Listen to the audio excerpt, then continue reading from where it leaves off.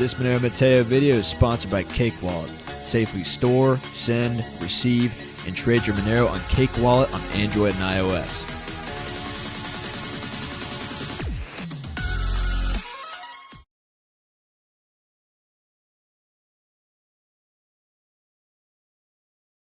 Alright guys, Monero Matteo, what's going on? Welcome back.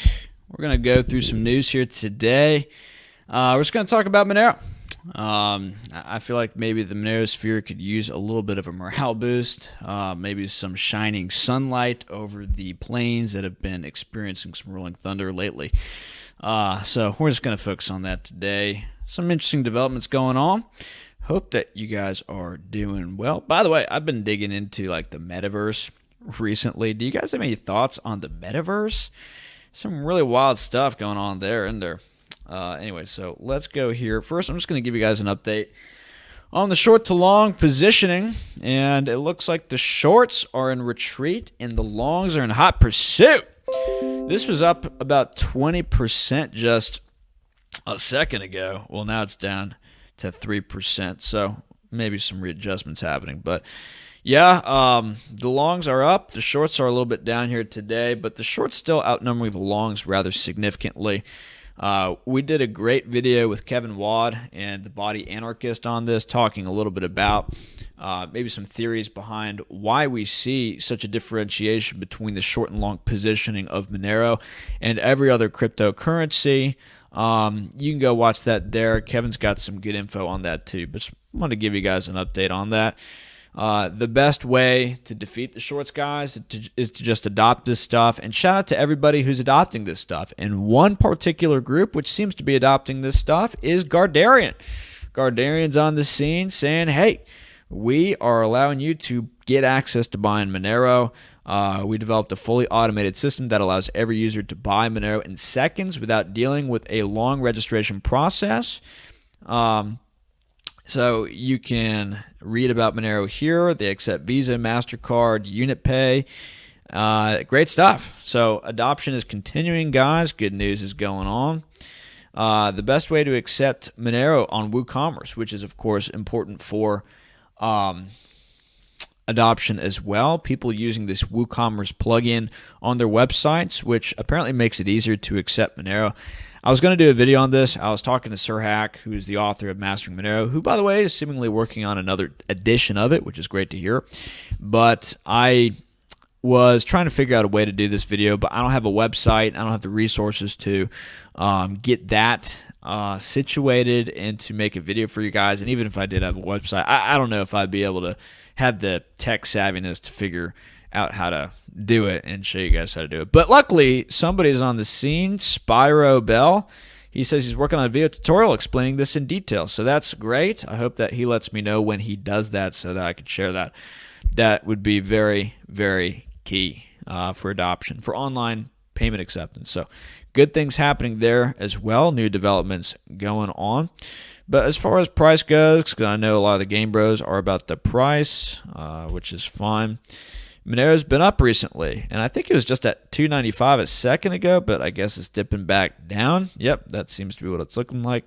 But still, we've got some good moves going on, so that's promising. We'll skip the trade over. Peter Todd, this is an interesting thing. Kevin had posted this, and this rather caught me by surprise. So Peter Todd, who I think works on Bitcoin, he's a developer. I should have looked this up. Apologize. Bitcoin. He had said that, yeah, it looks like maybe Bitcoin's going to, oh, well, you don't like to read this. Okay. But, you know, since we're human beings all about that gossip, misconduct against Peter. Now, look, anyone with Todd in their name, I'm very suspicious of already. There just seems to be something going on with the name Todd, you know. Anyways, so yeah, he's a Bitcoin Core developer. That's all I need to know. Thanks. But he says that the Bitcoin subsidy is going down, and it's a scary phase change that no other coin has gone through. And he was quoting Andrew Poelstra. In my opinion, Bitcoin should have had perpetual inflation to ensure security. And that's really cool because Monero was ahead of the curve on developing that and thinking that through. And so if you don't know, there is this untested theory. And we talked about this with Arctic Mind, who, by the way, is coming back on the show. We have confirmed another interview with him. That's going to be great. Early December, expect it. But it's an untested theory that you can have this payment processing system work, which is what Bitcoin is, without miners being incentivized with Bitcoin block rewards that are adequately sufficient. The anticipation is that they're going to rely on fees. And it's actually not like a sure thing that the miners are going to be incentivized enough to continue to mine the blockchain, with that being the case, especially now that you have a lot of corporate miners coming into the scene. If something's not profitable, they're not going to do it. They're not like these die-hard, OG crypto fanboys who are like, oh, I'm going to mine it just because I'm part of the team, I'm part of the crew, we got to take down the banksters. Those people went over to Monero for the most part. But it is a problem as far as I'm concerned. Either that or it's ambiguous whether or not it's going to work.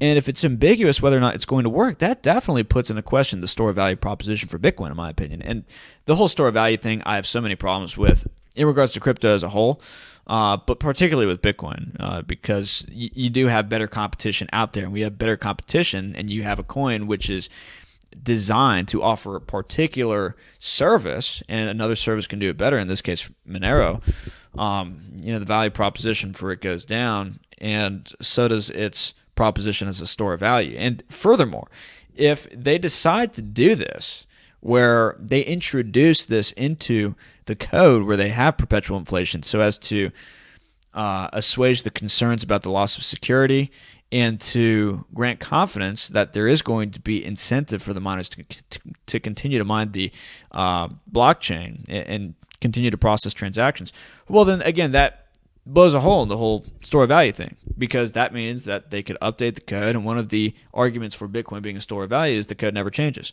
and it hasn't changed. But if they change it and they add inflation on top of that, whoa, that's going to spook a lot of people. It's going to make gold look even better. But yeah, that's interesting. That is very interesting. Now let's look at some of the comments. A lot of the Monero bros were tweeting this. They're like, yep, ahead of the curve. Why don't you just talk about Monero? And I think somebody had even said he's being dishonest because he's not just pointing out how Monero's already fixed this. But he says, reminder, Bitcoin currently has an approximately 1.5% monetary inflation rate, probably higher, in fact, due to lost coins. That level of monetary inflation is totally meaningless in comparison to the Bitcoin value definition. Yeah, whatever. And Nam, she says, tail emission is key, which is just, inflation, a little bit of inflation to incentivize the miners.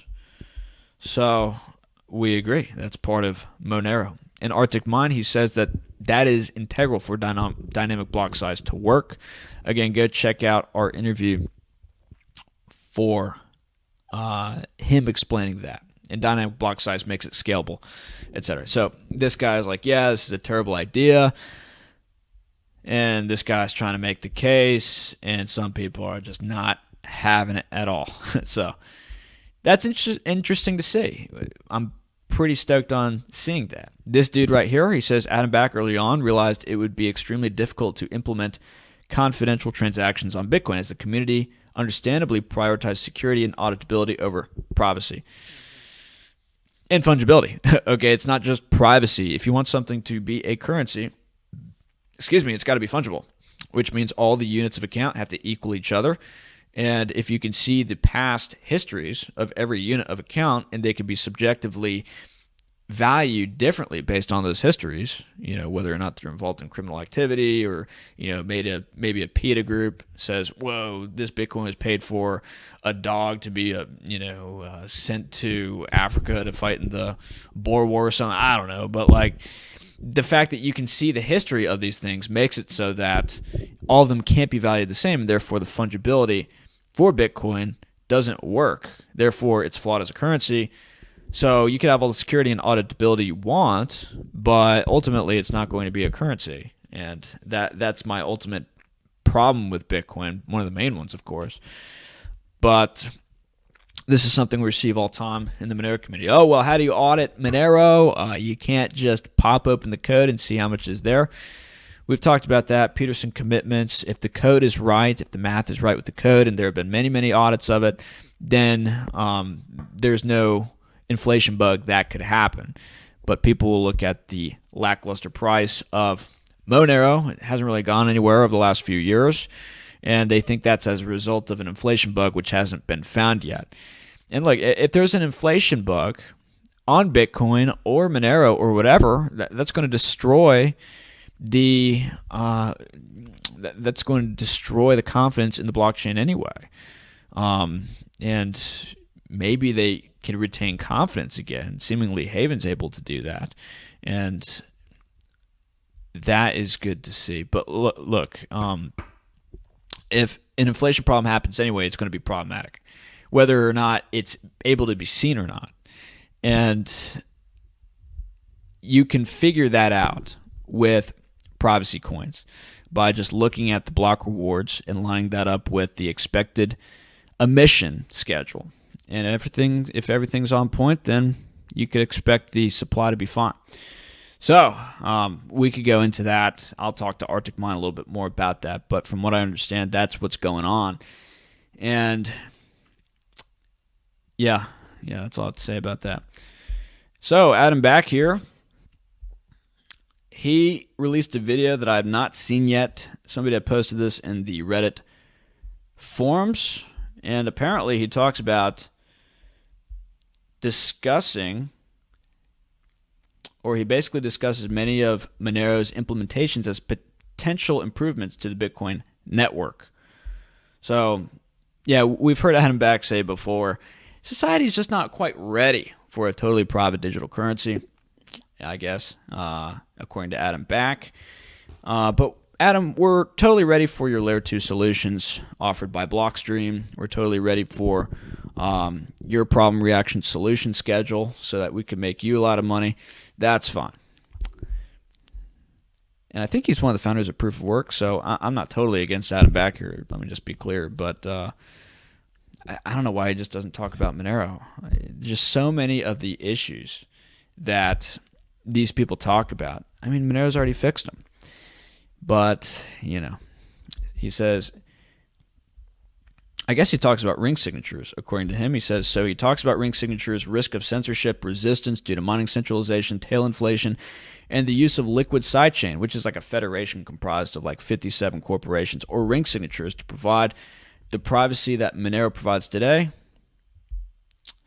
And yeah, again, the issue with this is if they do implement it, that's just another strike with the store value argument for Bitcoin. Like, the code developers changing the code, that's not supposed to be what this is all about.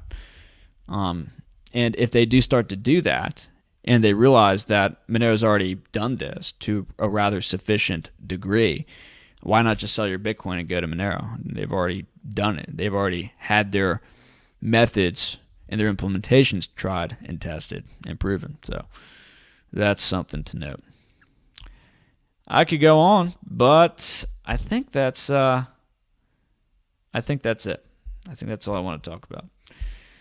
Anyways, pretty short video for you guys tonight. I was going to talk about some other things in regards to climate and, Janet Yellen saying that she wants to have the private sector, be taxed and fund like this climate initiative for $100 trillion over the next 30 years, something ridiculous. We all know it's insane, but they're going to use this as the pretext for a lot of financial austerity and surveillance. You can be sure of that, which again is why our positions are so strong and why I expect them to be rather successful and yielding. So with that being said, Monero Matteo, thanks for tuning in.